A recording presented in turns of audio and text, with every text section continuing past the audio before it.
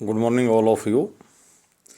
आज जब मैं राज्य की नीति के निर्देशक तत्व directive principles of state policy की जब बात करूँ, राज्य की कल्याणकारी नीतियाँ कैसी हों, और उसी में एक बात, जब भी कोई एक सामाजिक और इस तरह काम की बात सामने आती है तो चैनल के माध्यम से, एक चैनल में इस प्रकार से हम अच्छी बातों, सामाजिक बातों, सामाजिक ज्ञान की बातों, बच्चों के लिए जीके की बातों, जनरल नॉलेज की बातों को साझा करने के लिए मैंने पहले कहा social science, social study, general knowledge की बात हो, चाहे हिस्ट्री, पॉलिटिकल, ज्योग्राफी और इकोनॉमिक्स की बात हो, यानी प्योर सोशल साइंस का ये चैनल रहेगा, जिसमें लॉ भी शामिल करेंगे धीरे धीरे, यानी सामान्य कानूनी बातें भी।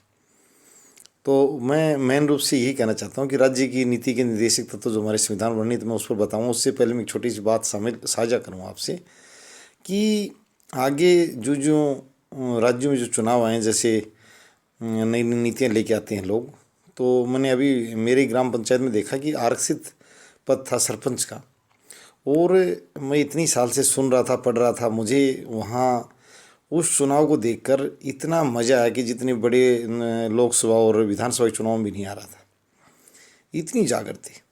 और ये भी मैंने कहा है कि उसमें पार्टिसिपेट करने के लिए एक पाबंदी थी कि सीमित प्रत्याशी भाग ले सकते थे, यानी वो अनुसूचित जाति के प्रार्थी के लिए पद आरक्षित था सरपंच का, परंतु यानी 8 प्रत्याशी थे, 8 प्रत्याशी सरपंच पद के लिए। और सबसे बड़ी बात मैं जो आपसे साझा करना चाहता हूँ, 6 प्रत्याशी कद्दावर, यानी उनमें कोई कम ज़्यादा का अंतर नहीं, कोई 70 या 80 वोटों का, 83 73 वोट्स का डिफरेंस उनमें रहा। मेरा कहने मतलब 6 कोई भी डमी चुनाव नहीं लड़ रहा था, जिसे अपने कहते हैं जमानत जब्त होना, ऐसी स्थिति में नहीं, बड़ी मजबूती साथ एक दूसरे से बिल्कुल नज़दीक सटे हुए।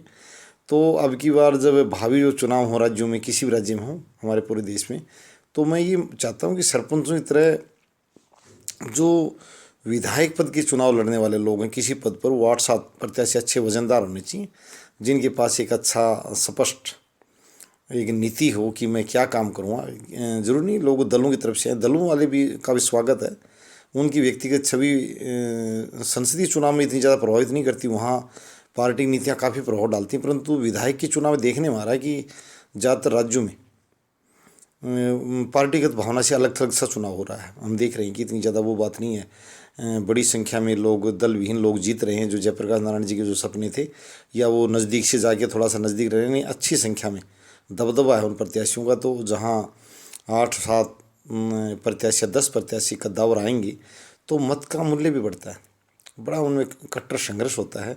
और मैं सभी से जो राज्य की नीति के निर्देश तत्वों को शामिल करते हुए उन्हीं के तहत एक अनुरोध करूँगा सभी प्रत्याशियों से कि वो सबसे पहले हमारे फिलहाल जो वर्तमान में, चाहे किसानों के लिए हो, चाहे सड़क पर जो राहगीर कोई भी हो, चाहे राज्य के मुख्यमंत्री मोदी जा रहे हों, चाहे राज्य के पुलिस महानिदेशक जा रहे हों, चाहे राज्य के मुख्य सचिव जा रहे हों, आवारा पशुओं की समस्या बहुत जटिल है। और ये समस्या सबसे, और जो दूसरी तरह के नुकसान हैं वो तो हैं ही सबसे, यानी मैं ये नहीं कह रहा इनको कहीं विचारों को बर्बाद कर देना, मैं ये कहना चाहता हूँ कि इनकी जो ये पशु हैं, इनको गौशालाओं में या जितने भी हमारे मंदिर, ये जो तरीका वो तो सरकार तय करे, खैर हम सिर्फ सामाजिक रूप से एक अनुरोध कर सकते हैं। बड़े बड़े मंदिर हैं जिनके पास बड़ी धनराशि है और वो धर्म के नाम पर और भी हमसे सहयोग मांगते हैं, ऐसी कोई बात नहीं, मांगे, उनका जो अधिकार है, धार्मिक अधिकार है, इसकी कोई बात नहीं। परंतु मैं उनसे एक बात जरूर कहूँगा कि वो इतना नैतिकता परिचय जरूर दें कि जो ये आवारा पशु हैं उनके प्रबंधन के लिए वो लोग आ गया है, इससे आस्था बढ़ेगी, उनकी खुद की भी जो साख या छवि है वो काफ़ी बढ़ेगी। अगर वो सिर्फ सामान्य बातें करते रहे उससे नहीं, ये बिल्कुल उनके पास धन उपलब्ध है। मैं विशेष रूप से बड़े और आमदनी वाले मंदिरों की या ऐसे धार्मिक प्रतिष्ठानों की बात कर रहा हूँ जिनके पास काफ़ी संसाधन है। कई धार्मिक प्रतिष्ठान तो ऐसे हैं, मैं बताना चाहता हूँ, जो विश्वविद्यालय तक चलाते, मेडिकल कॉलेज तक चलाते, काफ़ी पैसा उनके पास, कोई कमी नहीं है, तो वो आगे हैं। और विशेष रूप से जो चुनाव लड़ने वाले जो साथी हैं विधायक पद का, वो अभी से जिनके चुनाव जितने भी दूर हों, किसी राज्य में मान लो 2 साल में, किसी में 1 साल में, किसी में 4 साल में, आवारा पशुओं की समस्या निपटाने के लिए वो अलग अलग सब अपनी नीति बनाने कि उनके लिए जो इनका जो वेटरनरी डिपार्टमेंट है उससे क्या सहयोग लेंगे, गौशालाओं से क्या लेंगे, सरकार से क्या लेंगे, वो कैसी करेंगे व्यवस्था। यही उनकी बात है। वो जनता के सामने अपना पक्ष जरूर रखें कि मैं मेरे क्षेत्र को और इन आवारा पशु जो घूम रहे सड़कों पर दौड़ती गाड़ियों के आगे आ जाते हैं, बेचारे खुद के पैर टूट जाते हैं। सबसे बड़ी बात तो ये जीव हत्या हो रही है।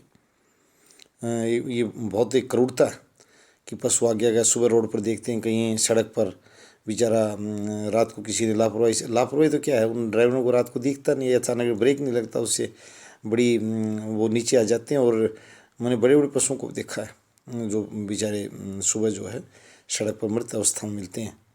तो मेरा अब की बार सबसे बड़ा आह्वान ये है कि जो भी व्यक्ति विधायक पद के प्रत्याशी हैं किसी भी राज्य में, और जो मतदाता हैं या जागरूक नागरिक, मैंने पहले अनुशासित नागरिक के साथ साथ राजनीतिक सक्रियता बात करी, जो जागरूक नागरिक, मैं उनसे विनम्र प्रार्थना कर रहा हूँ हाथ जोड़ के। ये मेरा सभी से निवेदन है मतदाताओं से कि ये ज़रूर आप उनसे एक मुद्दा बनाएं कि भैया आवारा पशुओं से हमें जो है मुक्ति दिलानी। और जो ये दूसरे लोग भी जो वहाँ मैंने कहा कि बड़े कई क्षेत्रों में जो धार्मिक संगठन हैं या जो ये धार्मिक सत्ता प्रतिष्ठान हैं, बहुत हैं, अलग अलग धर्मों के भी हैं। मैं बता रहा हूँ कि राजस्थान में लाडनू जाके देख लिया जाए तो जैन विश्व भारती संगठन, रोहतक में, हरियाणा में इनका आर्य समाज वाले हैं, या जो मस्तनाथ का जो आश्रम है, इन ऐसी ऐसी संस्थान बहुत बड़े बड़े हैं।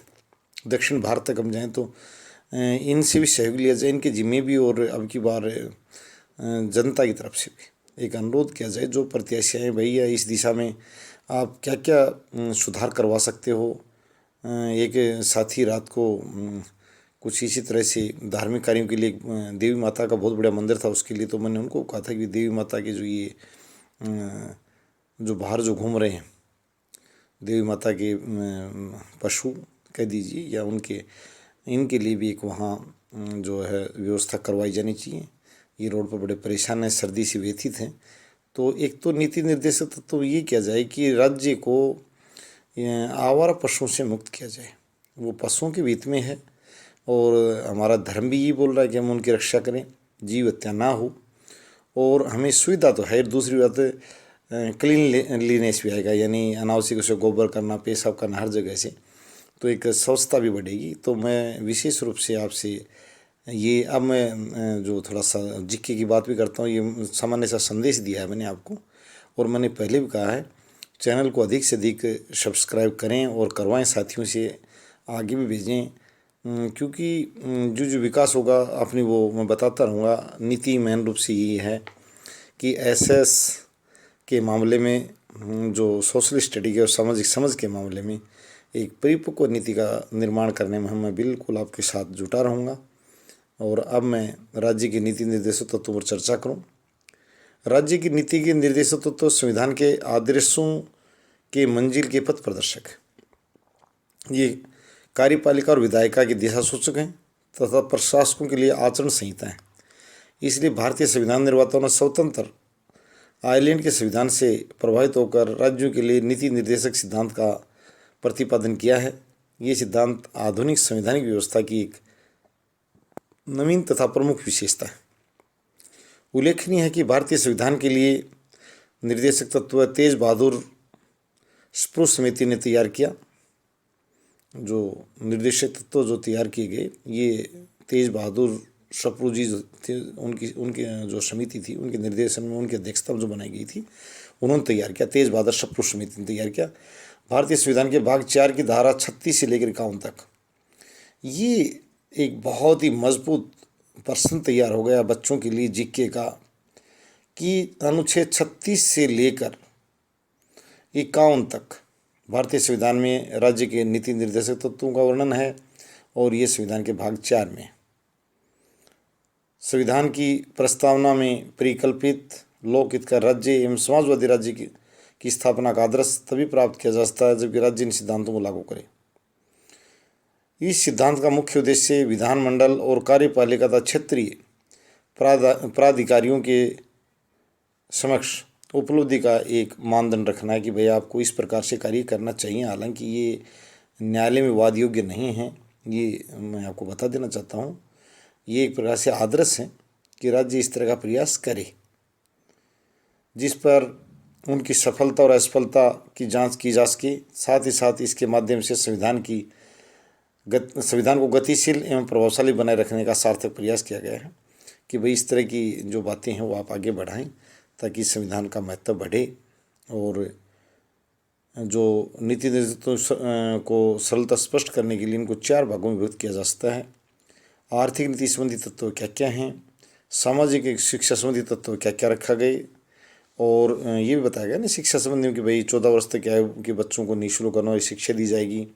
सामाजिक में ये कहा गया कि 14 वर्ष से छोटे बच्चों को कारखानों पर काम पर नहीं रखा जा सकता, तो मैं इनके बारे में विस्तार से बताऊँगा। तीसरा, शासन संबंधी तत्व क्या रखे गए और अंतर्राष्ट्रीय शांति एवं सुरक्षा संबंधी तत्व क्या रखे गए। तो 4 जो अहम बिंदु हैं। तो मैं आज थोड़ा सा आपको शासन संबंधी तत्वों का उल्लेख कर दूं। देश के प्रशासन में जिन सिद्धांतों का अनुसरण किया जाए उनके संबंध में कतिपय विचारों का प्रतिपादन किया गया है, जिसमें प्रमुख हैं कार्यपालिका का न्यायपालिका से पृथक्करण, यानी दोनों सेपरेट होंगी। एग्जीक्यूशन एंड जुडिशरी, जो बच्चे अंग्रेजी माध्यम में समझते हैं थोड़ा ज़्यादा ठीक, वो अलग अलग किए हैं, उनका पृथक्करण किया गया, सेपरेशन किया गया उनका। और ग्राम पंचायतों का संगठन आदि, इनका उद्देश्य क्रमशः निष्पक्ष न्याय की प्राप्ति और रचनात्मक कार्यों द्वारा ग्राम सुधार करना है। वास्तव में मैं फिर ग्राम न्यायालयों की स्थापना और जोर दूँ। और ग्राम न्यायालय तो हैं ही, उनको शक्तियाँ देने की ज़रूरत है। राजस्थान जैसे राज्य तो जो सबसे पहले पंचायती राज को लागू किया था, और कुछ वहाँ पंचायतों को शुरू से कुछ अधिकार ज़्यादा ही कम नहीं अन्य राज्यों की तुलना में। परंतु अब मैं चाहता हूँ कि पूरे देश में जो हमारे केंद्रीय मंत्री महोदय हैं जो पंचायती राज को देखते हैं, मैं इस वीडियो के माध्यम से उनको भी एक उनसे रिक्वेस्ट भेज रहा हूँ, प्रार्थना कर रहा हूँ, विनम्र प्रार्थना, कि ग्राम पंचायतों को काफ़ी शक्तियाँ दे दी जाएँ न्याय के मामले में। ग्राम न्यायालय में बाहर से लाने की ज़रूरत नहीं है। 15-20 सरपंचों की कमेटी और पंच और सरपंच, यानी हर पंचायत में छोटी बड़ी के हिसाब से उनकी अच्छी तादाद हो जाती है, 15 के आसपास, कहीं कम है कहीं ज़्यादा है। जैसे एक सरपंच होगा, उप सरपंच हो गया, और कहीं 10 है पंच, कहीं 15 हैं, कहीं 8 हैं, अलग अलग पंचायतों के आकार की दृष्टि से। पर मेरा मानना वो सबसे विश्वसनीय और भी पूर्व सरपंचों को शामिल किया जा सकता है। मैं ये कह रहा हूँ कि सामूहिक जो फैसला है न्याय के मामले में व्यक्तिगत के बजाय वो ज़्यादा विश्वसनीय होता है, ज़्यादा सटीक होता है। तो ग्राम न्यायालयों का भी मैं अनुरोध करूँगा पुनः सरकार से, और जितने भी जो सांसद महोदय विधायक हैं पक्ष विपक्ष के, कि सभी इस बात को आगे बढ़ाएं और मार्ग प्रशस्त करें। ग्राम न्यायालयों की पुरानी आजकल उसको जो ये गैर मान्यता प्राप्त जो संगठन जो काम करते हैं उनको क्या है कि कानूनी मान्यता नहीं है, तो मज़ा नहीं आता बात में। उसमें वो न्यायालय में दिया जा सकता है, ये कहा जाता है धमकाया जाए, ये उनका मतलब नैतिक कानूनी औचित्य नहीं है। आजकल किसी भी स्तर पर चाहे कितनी बड़ी पंचायत किसी व्यक्ति को दे रही है, उनको कानूनी अधिकार के साथ शासन के प्रतिनिधि के रूप में, यानी मैं ये कहूँगा ग्राम न्यायालयों में जो सरपंच जो बैठे उनको शक्ति दी जाए कि वो सामान्य मामलों का निपटान जरूर करें। इससे न्यायपालिका और बोझ काफ़ी कम हो जाएगा और त्वरित फैसले भी होंगे। धन्यवाद।